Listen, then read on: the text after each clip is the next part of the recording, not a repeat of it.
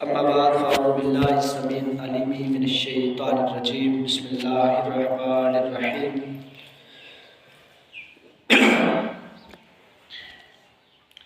إلا الذين آمنوا وعملوا الصالحات وتواصوا بالحق وتواصوا بالصبر صدق الله مولانا العظيم وصدق رسوله النبي الكريم الأمين ونحن على ذلك لمن الشاهدين والشاكرين والحمد لله رب العالمين إن الله وملائكته يصلون على النبي يا أيها الذين آمنوا صلوا عليه وسلموا تسليما بابا سے بلند پڑھیے الصلاۃ والسلام علیک یا رسول اللہ الصلاۃ والسلام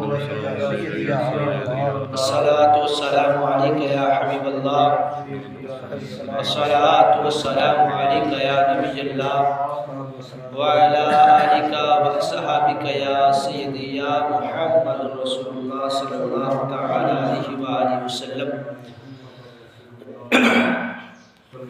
زمین و سما تمہارے لیے، مکین و مکان تمہارے لیے، چنین و چنا تمہارے لیے، جسم میں جاں ہے تمہارے لیے، دہن میں زباں ہے تمہارے لیے، جسم میں جان ہے تمہارے لیے۔ ہم یہاں آئے تمہارے لیے، ہم وہاں اٹھے تمہارے لیے۔ واجب تعظیم میرے بزرگوں، نوجوان ساتھیوں، بچوں، شبان المعظم کا دوسرا جمعۃ المبارک ہے۔ اللہ تبارک و تعالی جل جلالہ کی بارگاہ کے اندر دعا ہے کہ اللہ تبارک و تعالی مجھے حق و سچ بیان کرنے کی توفیق عطا فرمائے، آپ کو اور مجھے عمل کی توفیق عطا فرمائے۔ حضرات محترم، اللہ تبارک و تعالی نے اپنی پاک کتاب قرآن مجید فرقان حمید کے اندر ارشاد فرمایا إِلَّا الَّذِينَ آمَنُوا وَعَمِلُوا الصَّالِحَاتِ وَتَوَاصَوْا بِالْحَقِّ وَتَوَاصَوْا بِالصَّبْرِ، مگر وہ جو لوگ ایمان لے آئے، اچھے کام کیے، آمنوا وعملوا الصالحات، اچھے کام کیے، وتواصوا بالحق، حق کی بات کہتے ہیں، وتواصوا بالصبر، اور صبر کا دامن پکڑی رکھتے ہیں، تھامی رکھتے ہیں۔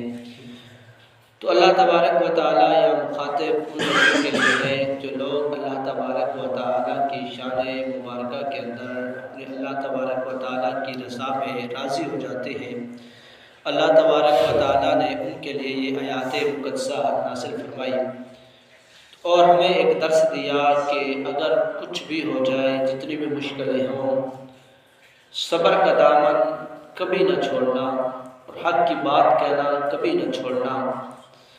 اور بہت سارے ہمارے ایسے بزرگ ہیں جنہوں نے حق کا دامن ہر وقت تھامے رکھا۔ حضرت ابراہیم علیہ السلام کو دیکھیے، حضرت ابراہیم علیہ السلام کو جب آگ میں ڈالا گیا تو وہ بھی حق پہ قائم رہے، انہوں نے صبر کا دامن بھی پکڑی رکھا اور حق کی بات بھی کرتے رہے۔ اس کے بعد حضرت یوسف علیہ السلام کو دیکھیے کہ ان پر ایک بہتان باندھا گیا، ان پر ایک الزام لگایا گیا، لیکن آپ نے حق کی بات سے درگزر نہ کیا، آپ حق کی بات کرتے رہے، اور حق کی بات کرنے کے ساتھ آپ نے صبر کا دامن بھی اپنے مضبوطی کے ساتھ آپ نے تھامے رکھا، صبر کا دامن بھی آپ نے نہ چھوڑا۔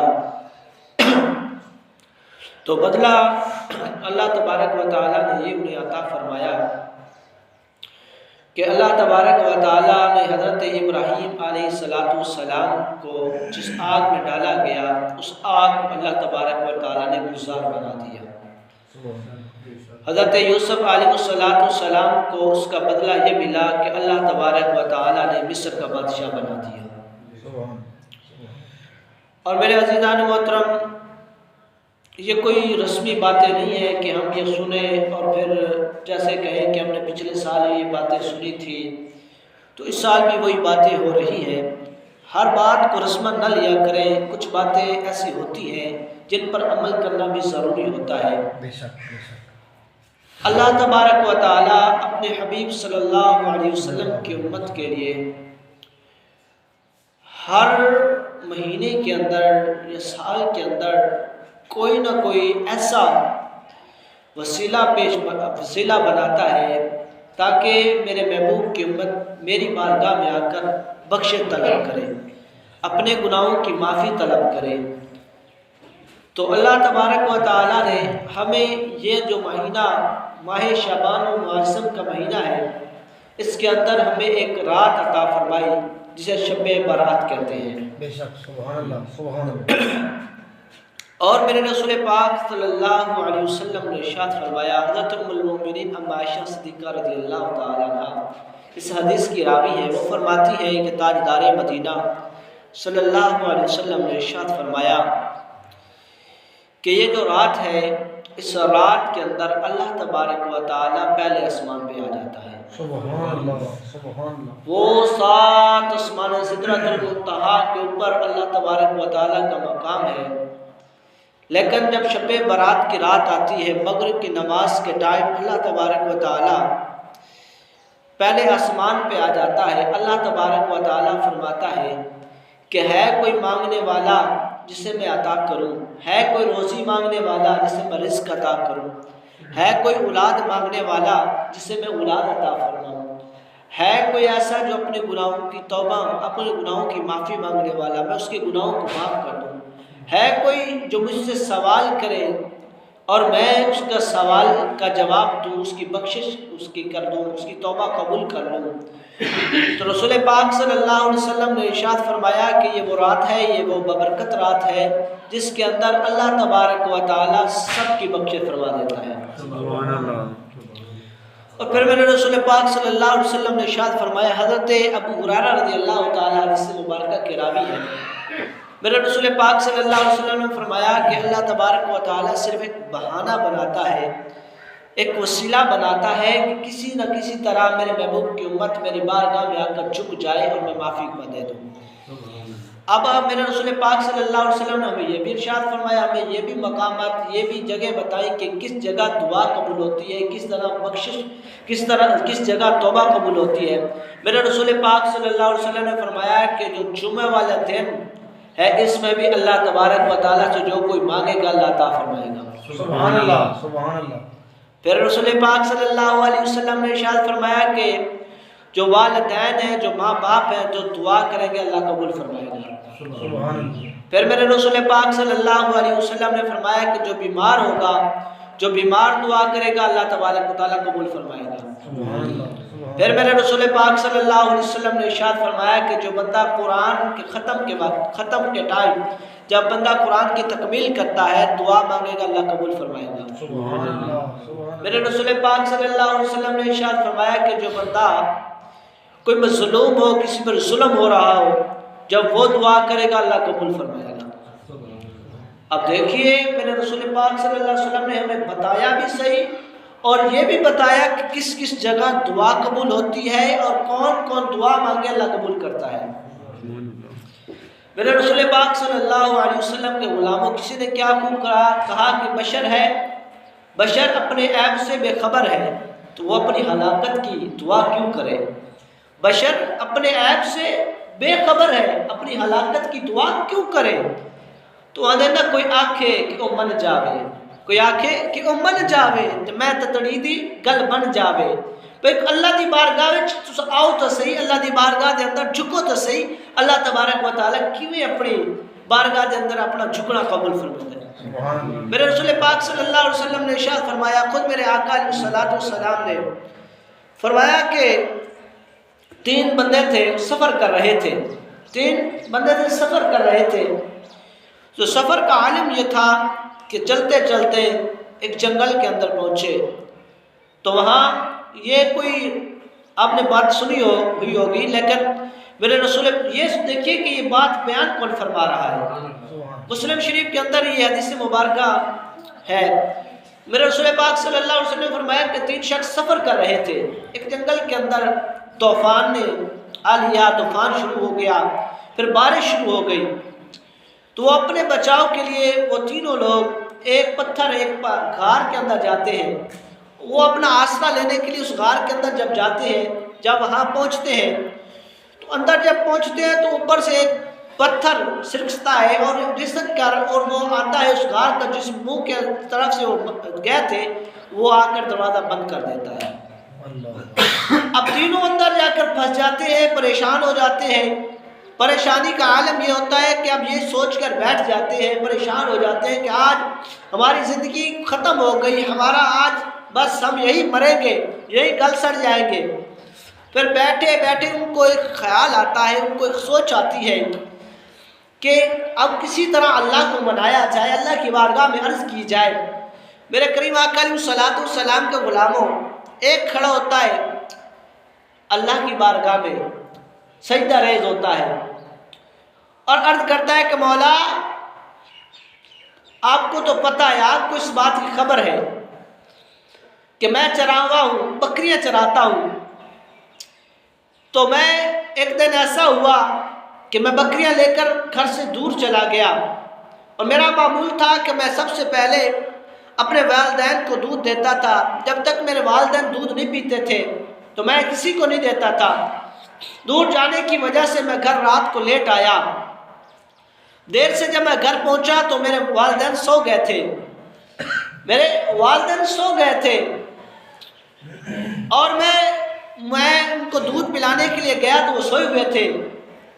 تو میں ساری رات کھڑا رہا۔ بچے میرے بچے تھے وہ میرے پاس آتے اور آگر کہتے ہمیں دودھ دو۔ میں نے کہا نہیں، جب تک میرے ماں باپ دودھ نہیں پئیں گے تب تک تمہیں دودھ نہیں دوں گا۔ میری گھر والی نے مجھے کہا کہ بچوں کو دودھ دے دو، وہ صبح اٹھ کر پی لیں گے۔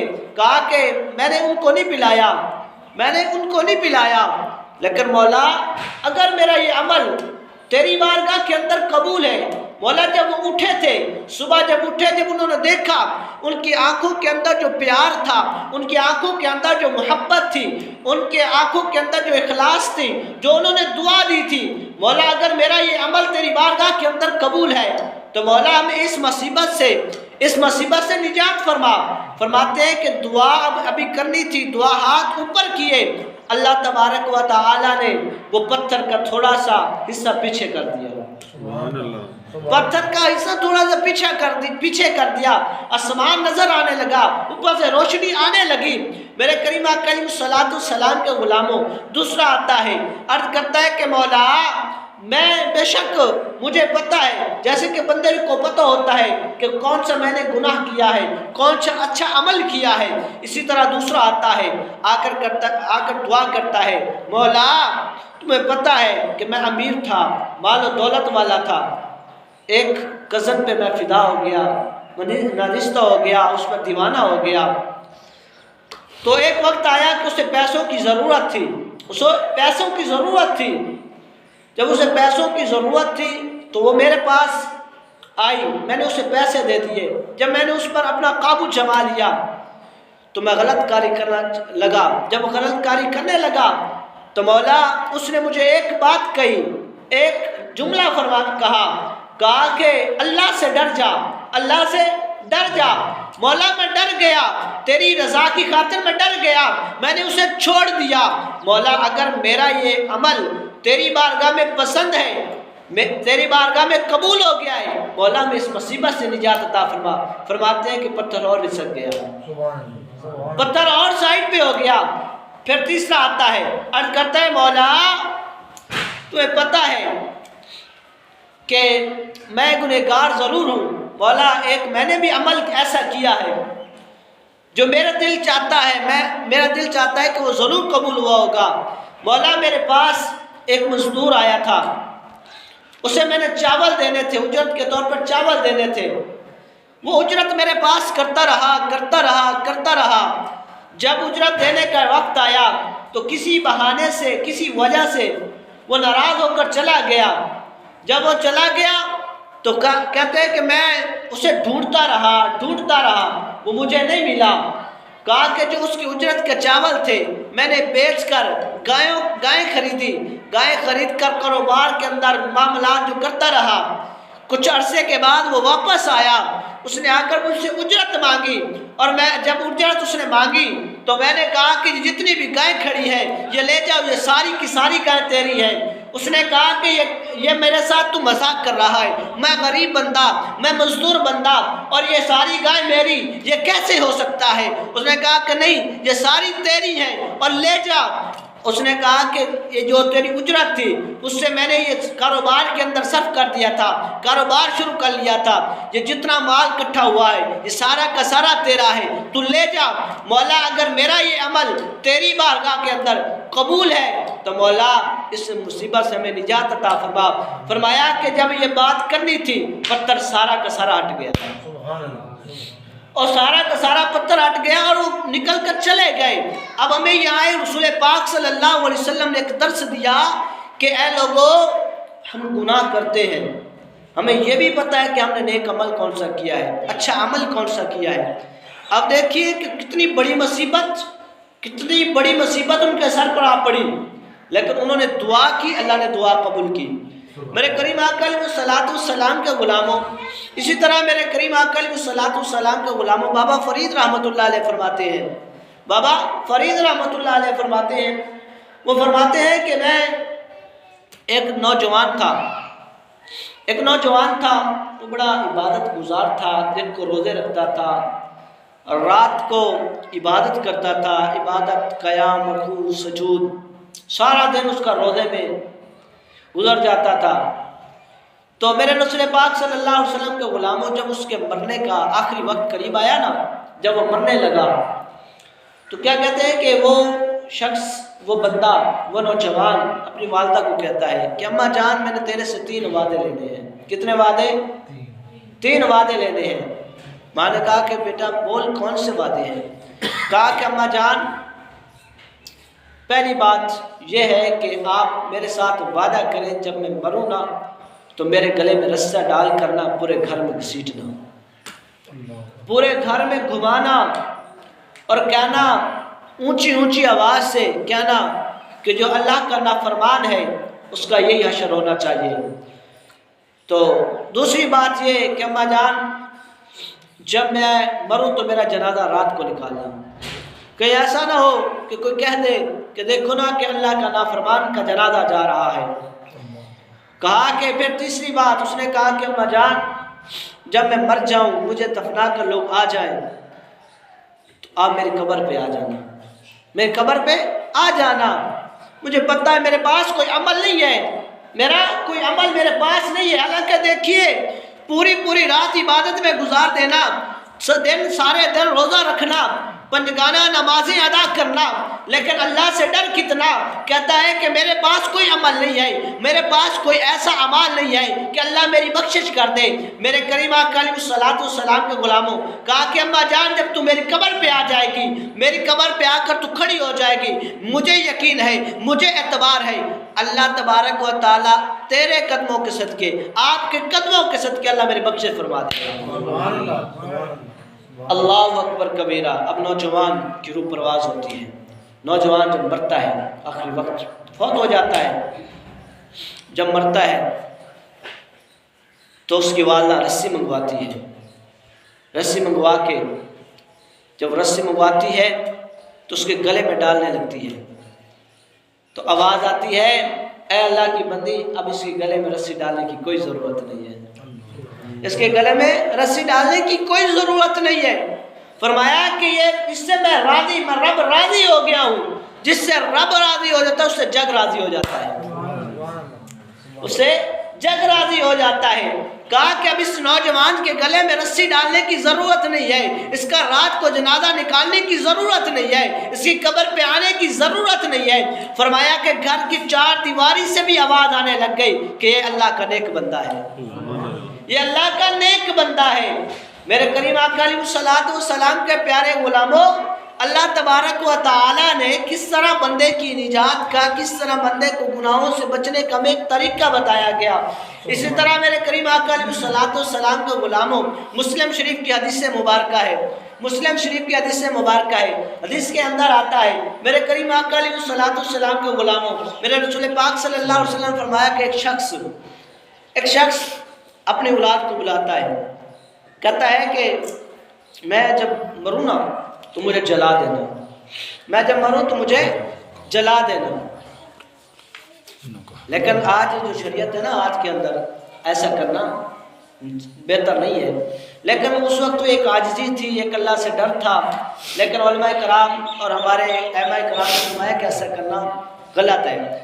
تو اس نے کہا کہ مجھے جلا دینا، اور جب مجھے جلا دینا تو میری کچھ راکھ، میری کچھ جو سوا ہے یا راکھ ہے اسے دریا میں بہا دینا، کچھ کو ہوا میں اڑا دینا۔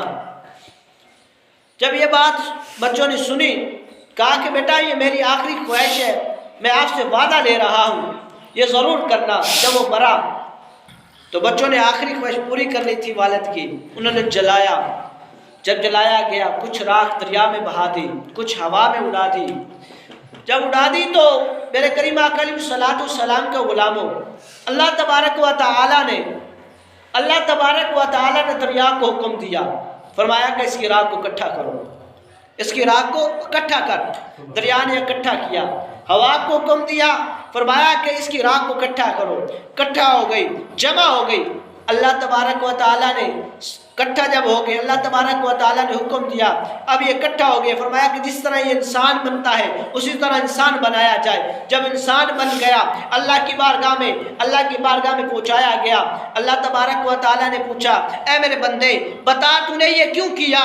تو نے اپنے آپ کو جلایا، پھر اپنی راکھ کو ہوا میں اڑایا، دریا میں بہایا، وجہ کیا تھی؟ کہا کہ مولا میں نے سن رکھا تھا کہ تیرا عذاب بڑا سخت ہے، مولا تیرا عذاب بڑا سخت ہے، میں ڈر گیا تھا، مولا میں ڈر گیا تھا۔ اللہ تبارک و تعالی نے فرمایا کہ تو مجھ سے ڈر گیا تھا؟ کہا مولا میں ڈر گیا تھا تیرے سے۔ اللہ نے فرمایا کہ تو ڈر گیا تھا، جو دنیا میں مجھ سے ڈر گیا اللہ تبارک و تعالی فرماتا ہے کہ جا میں نے تمہیں جنت عطا فرما دی۔ فرمایا کہ تو مجھ سے ڈر گیا تھا، جو مجھ سے ڈر جاتا ہے پھر میں اسے جنت عطا کرتا ہوں۔ میرے آقا علیہ الصلوۃ والسلام کے غلاموں، یہ میرے کریم آقا علیہ الصلوۃ والسلام کے مدنی پھول ہیں جو ہمیں عطا کیے گئے۔ میرے کریم آقا علیہ الصلوۃ والسلام کے غلاموں، آج ہماری صورتحال کیا بنی ہوئی ہے؟ ہماری صورتحال کیا بنی ہوئی ہے؟ ہم ساری رات عبادت میں گزارتے ہیں، ہم عبادت کرتے ہیں، ہم عبادت گزار بنے پھرتے ہیں، بڑے بڑے ماشاءاللہ ہم نے امامے سر پہ سجائے ہوئے ہیں، ٹوپیاں رکھی ہوئی ہیں، لیکن جب دن ہوتا ہے نا تو دن ہمارا یہ خیال ہوتا ہے، ساری رات ہمارے دماغ میں یہ گھومتا رہتا ہے، صبح کے وقت ہم نے کس کو لوٹنا ہے، صبح کے وقت ہم نے کس کے ساتھ بے ایمانی کرنی ہے، کس کے ساتھ دو نمبری کرنی ہے۔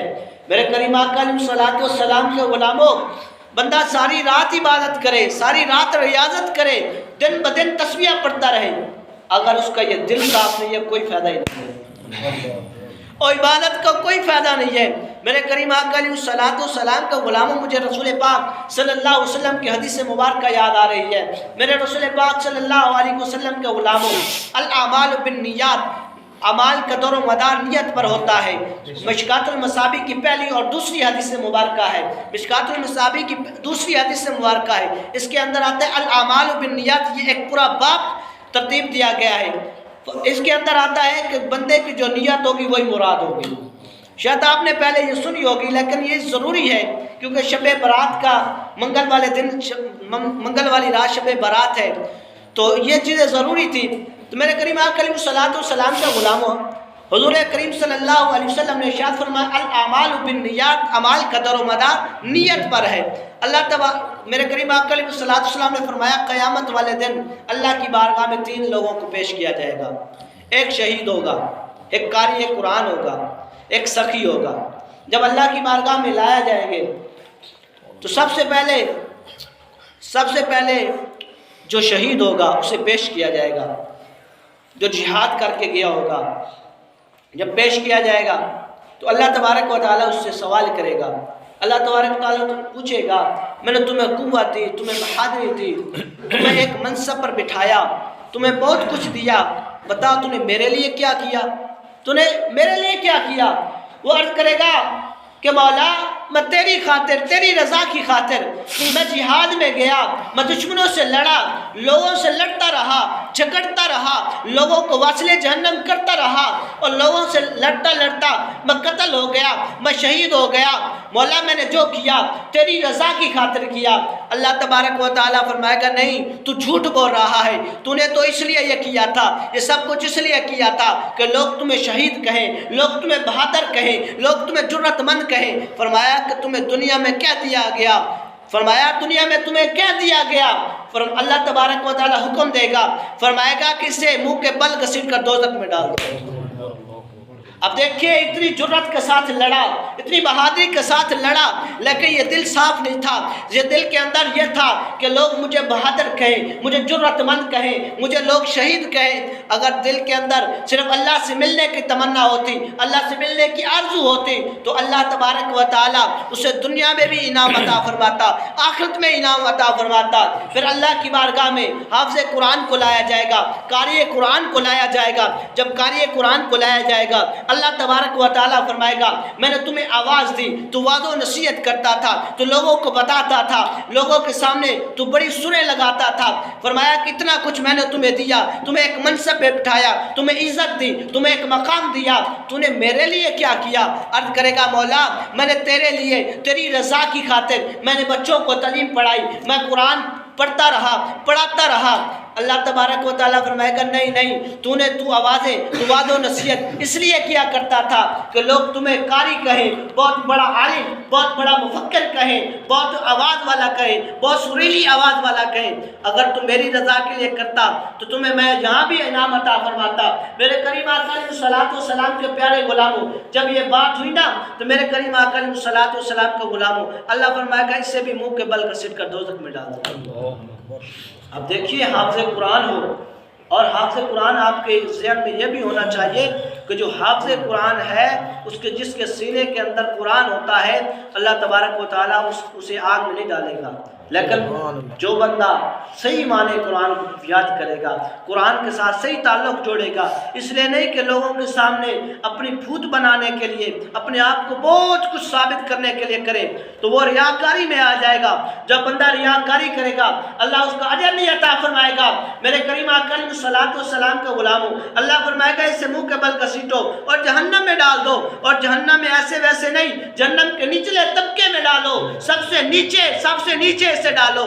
جب تیسرا بندہ آئے گا سخی، سخاوت کرنے والا، جو سخی دنیا میں اسے لوگ بڑے کہتے تھے، جو بڑا سخی ہے، بڑی سخاوت کرنے والا ہے، جب آئے گا اللہ تبارک و تعالیٰ کی بارگاہ میں جب پہنچے گا، اللہ تبارک و تعالیٰ پوچھے گا ہاں بھائی میرے بندے، میں نے تمہیں سخاوت، میں نے تمہیں مال دیا، میں نے تمہیں دولت دی، میں نے تمہیں شہرت دی، تو نے میرے لیے کیا کیا؟ عرض کرے گا مولا میں سخاوت کرتا رہا، میں لوگوں کو بانٹتا رہا، جو تو نے مجھے رزق دیا اس میں سے میں لوگوں کو بانٹتا رہا، تقسیم کرتا رہا، یہاں تک کہ مولا مجھے اسی حالت میں موت آ گئی ہے۔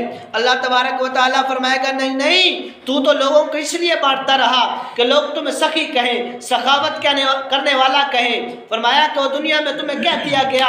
میرے دوستو آپ ذرا سوچئے، جو لوگوں کو، غریبوں کو دیتے ہیں اور سیلفیاں لیتے ہیں، تصویریں بناتے ہیں، ان کا حشر قیامت والے دن کیا ہوگا؟ ارے دینا ہے، قرآن مجید کے اندر آتا ہے کہ تو بندہ کو کسی کی مدد کرنا چاہے، ایک ہاتھ سے دوسرے کو بھی پتہ نہ چلے۔ آج ہمارے میڈیا کے اندر، آج ہمارے سوشل میڈیا کے اندر دیکھ لیں، اگر آج کوئی صابن بھی دے رہا ہے، تصویر بنوا رہا ہے، آج کوئی کسی کو کچھ دے رہا ہے، تصویریں بنا رہا ہے، سوشل میڈیا پہ بتا رہا ہے کہ میں نے فلاں کے تعاون کیا ہے، فلاں کام کیا ہے، نہ میرے کریم آقا علیہ الصلوۃ والسلام کے غلاموں، سخی تو وہ ہوتا ہے جو دیتا ہے پھر بھول جاتا ہے کہ میں نے کسی کو دیا ہے یا نہیں دیا۔ یہ ہوتی ہے سخاوت، یہ ہوتی ہے، اس کا بدلہ ملے گا۔ میرے کریم آقا علیہ الصلوۃ والسلام کے پیارے غلاموں، تیسرا شخص جب سخی کو اللہ تبارک و تعالیٰ فرمائے گا تو نے تو اس لیے سخاوت کی، اس لیے خیرات کی کہ لوگ تمہیں سخی کہے، سخاوت کرنے والا کہے۔ فرمایا کہ دنیا میں تمہیں کیا دیا گیا؟ دنیا میں تمہیں کیا دیا گیا؟ اور فرمایا کہ اسے بھی منہ کے بل گھسیٹ کر جہنم میں ڈال دو، دوزخ میں ڈال دو۔ میرے بھائی یہ ان کا اتنا بڑا انجام ہو سکتا ہے تو ہم کون سی باغ مولی ہیں، کون سی باغ کی مولی ہیں؟ اب دیکھیے نا، اب حافظ قرآن کی کوئی عام شان نہیں، 7 خاندانوں کو بشکائے گا۔ کتنے؟ 7۔ اگر باعمل ہو، اگر یہ جہنم میں جا سکتا تو ہم کیا ہے؟ اور سخی کرنے والا، سخاوت کرنے والا جو سخی ہے اس کا جو مقام ہے نا، مقام میرے رسول پاک صلی اللہ علیہ وسلم نے خود ارشاد فرمایا کہ جو دنیا میں کسی کی مصیبت حل کرے گا، مصیبت دور کرے گا، قیامت والے دن اس کی اللہ تبارک و تعالیٰ خود مصیبت دور کرے گا۔ سبحان اللہ، سبحان اللہ۔ اور سخاوت کرنے والا میرے رسول پاک صلی اللہ علیہ وسلم نے فرمایا کہ اس طرح ہے، قیامت والے دن اللہ تبارک و تعالیٰ اسے سخاوت کرنے والے حضرت عثمان غنی کے ساتھ اٹھائے گا۔ سبحان اللہ، سبحان اللہ۔ اتنی بڑا مقام، اتنا بڑا مرتبہ۔ اور فرمایا کہ تیسرا جو شہید ہے نا، شہید جب شہید ہوتا ہے، قتل ہوتا ہے، اس کا پہلا خون کا قطرہ زمین میں بعد میں گرتا، اللہ تبارک و تعالیٰ کا دیدار پہلے نصیب ہو جاتا ہے۔ سبحان اللہ، سبحان اللہ۔ اگر ایسے لوگوں کو، ایسے لوگ بھی اگر ان کو بھی سزا مل سکتی ہے تو ہم تو ایک عام سے انسان ہیں، ہمارا کیا حال ہوگا؟ میرے دوستو، اپنے گناہوں کی توبہ کریں، معافی مانگیں۔ میرے رسول پاک صلی اللہ علیہ وسلم دن میں 70 مرتبہ توبہ کرتے تھے۔ کتنی مرتبہ؟ 70 مرتبہ۔ میرے رسول پاک صلی اللہ علیہ وسلم گناہوں سے پاک ہیں، معصوم ہیں، لیکن 70 مرتبہ توبہ کرنے کا مقصد کیا تھا، مطلب کیا تھا؟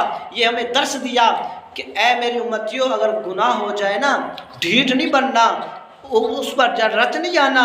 فرمایا کہ ڈھیٹ مان کے کھڑے نہیں ہو جانا، اللہ کی بارگاہ میں آ جانا، اس رب کی چوکھٹ پہ آ کر سر جھکا دینا۔ جب تو اس چوکھٹ پہ آ کر سر جھکائے گا، اللہ تبارک و تعالیٰ ضرور مہربانی فرمائے گا، اللہ تبارک و تعالیٰ ضرور مہربانی فرمائے گا۔ پھر یوں ہی کہتے ہیں نا کہ کوئی تاکھے امن جاوے، کوئی تاکھے امن جاوے تو میں تتڑی دی گل بن جاوے۔ کوئی آکے نا، اور رب دے کائنات دی بارگاہ کوئی آ کے عرض کرے نا، اس دی بارگاہ آ کے کوئی زارو قطار روئے تو صحیح نا، کوئی آ کر عرض تو کرے نا، اس سے مانگے تو صحیح نا، کوئی سلیقہ تو بنائے نا، اپنا چہرہ تو بنائے نا مانگنے والا۔ ہم تو اللہ کے گھر میں آتے ہیں تو پھوٹ پھاٹ کے ساتھ آتے ہیں، ہم ایسے آتے ہیں جیسے کسی پہ احسان کر رہے ہیں، لیکن نہیں، جب اللہ کی بارگاہ میں آؤ تو یہ اپنی چتراہٹ، اپنے خانے اور جو کچھ بھی ہے آپ اپنی سائڈ پہ ہیں، لیکن اللہ کی چوکھٹ پہ جب آؤ نا، اللہ کے گھر آؤ، سب کچھ ختم کر آؤ، اس طرح آؤ کہ یہ سمجھ کر آؤ کہ سب سے بڑا گنہگار بھی میں بیٹھا ہوں۔ آج کوئی بندہ نہیں کہہ سکتا کہ میں گناہوں سے پاک ہوں، کوئی بندہ، میں بھی نہیں کہہ سکتا، مطلب آپ کہیں، ہر بندہ گناہوں میں لپٹا ہوا ہے، لیکن ہمیں ایک موقع دیا جاتا ہے ہر مہینے کے اندر۔ پچھلے مہینے کے اندر ہمیں شب معراج کا موقع ملا، یہ ہم خوش نصیب ہیں۔ ارے ان سے تو جا کر پوچھئے، ان سے جن کو یہ قبر کے اندر یہ سوچتے ہیں، اب وہ یہ کہتے ہیں کہ مولا میں ایک بار اور دنیا میں بھیج، ہم نیک عمل کریں گے، اچھے عمل کریں گے۔ اللہ تبارک و تعالیٰ فرماتا تمہیں موقع دیا تھا، تمہیں ایک وقت دیا تھا، ایک ٹائم دیا تھا، تو نے کچھ نہیں کیا۔ اب اللہ تبارک و تعالیٰ فرماتا ہے کہ نہیں، ہمیں تو ایک ٹائم ایک میسر ہے، ہمیں ٹائم ملا ہوا ہے۔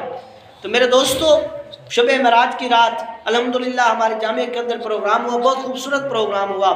اس کے بعد اب ہمیں جو اگلی رات مل رہی ہے وہ شب برات کی رات ہے۔ میں نے ابھی فضیلت بھی بیان اس کی ہے کہ اللہ تبارک و تعالی جب مغرب کی نماز کا وقت ہوتا ہے تو اللہ تبارک و تعالی سدرۃ المنتہا سے چھوڑ کر پہلے آسمان پہ آ جاتا ہے، پہلے آسمان پہ آ جاتا ہے اور اللہ تبارک و تعالیٰ کی ندا دیتا ہے۔ اللہ تبارک و تعالیٰ خود ندا دیتا ہے۔ پہلے جو مال، جو لوگوں کو جو کچھ دینا ہوتا ہے، اللہ تبارک و تعالیٰ فرشتوں کا ذمہ لگاتا ہے، لیکن جب یہ شب برات کی رات آتی ہے نا، اللہ تبارک و تعالیٰ پہلے آسمان پہ آ جاتا ہے اور اللہ تبارک و تعالیٰ آ کے صدا خود لگاتا ہے کوئی مجھ سے توبہ مانگنے والا، معافی مانگنے والا، اپنے گناہوں کے استغفار کرنے والا ہے کوئی؟ یہ میرے رسول پاک صلی اللہ علیہ وسلم نے خود فرمایا، ترمذی شریف کی حدیث سے مبارکہ ہے، میرے رسول پاک نے فرمایا کہ پہلے آسمان پہ آ جاتا ہے اور فرماتا ہے کہ ہے کوئی مجھ سے مانگنے والا، اپنے گناہوں کی معافی مانگنے والا، میں اس کے گناہ معاف کر دوں۔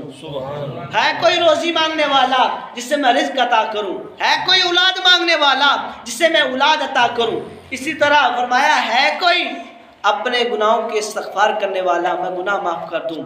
فرمایا کہ رات مغرب سے لے کر صبح فجر تک یا طلوع فجر تک اللہ تبارک و تعالیٰ یہی صدا لگاتا رہتا ہے، یہی صدا لگاتا رہتا ہے کوئی مجھ سے مانگنے والا، ہے کوئی۔ ہر بات کو رسمن نہ لیں، ہر بات کو ہم رسمن سمجھتے ہیں، اور یہ بھی آپ کے ذہن میں ہونا چاہیے کہ یہ جو راتیں ہیں ہمارے لیے بڑی خاص راتیں ہیں، جب ہم یہاں سے جائیں گے نا پھر ہمیں ان کی قدر ہوگی۔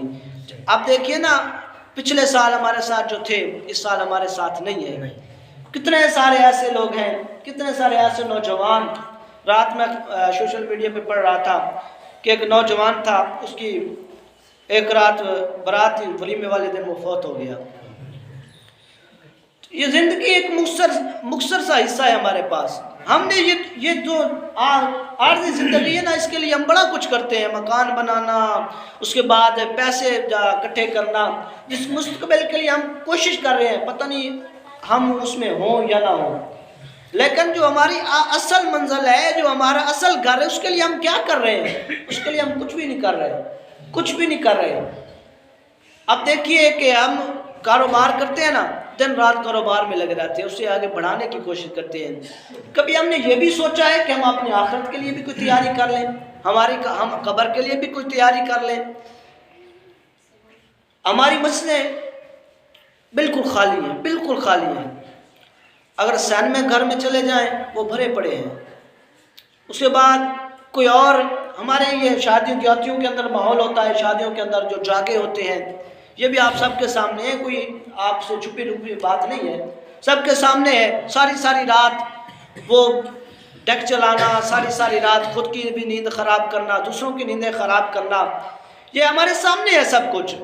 اور دوسری بات، ایک خاص بات تھی شعبان المعظم کے بارے میں، کہ کچھ لوگ، کچھ عورتیں، یہ خاص عورتوں کے لیے ہے کہ شعبان المعظم کے اندر ایک خاص وظیفہ ہے۔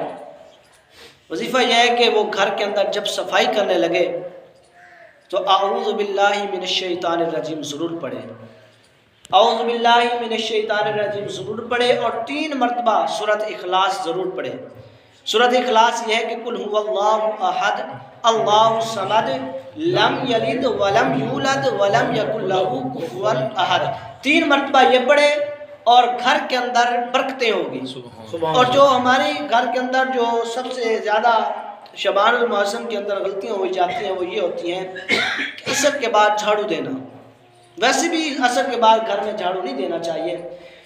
عصر کے بعد جو جھاڑو دیتے ہیں گھر کے اندر تنگی آتی ہے، گھر کے اندر تنگی آتی ہے، تو کوشش کیا کریں کہ عصر کے وقت، عصر سے پہلے تک آپ گھر کی صفائی کریں، صاف ستھرائی کریں، عصر کے بعد گھر میں جھاڑو نہیں دینا، ٹھیک ہے؟ اور یہ جو 3 عمل میں نے بتائے ہیں یہ ضرور کریں۔ شعبان المعظم کا مہینہ ہے تو ہم بہت ساری ایسی غلطیاں کر جاتے ہیں جو ہمیں پتہ نہیں ہوتا، لیکن آپ ان چیزوں کا بھی مد نظر رکھیں۔ شعبان المعظم کا مہینہ ہے، اس کے اندر سب سے پہلے جھاڑو دینے سے پہلے اعوذ باللہ من الشیطان الرجیم پڑھنا ہے اور 3 مرتبہ سورۃ اخلاص پڑھنی ہے۔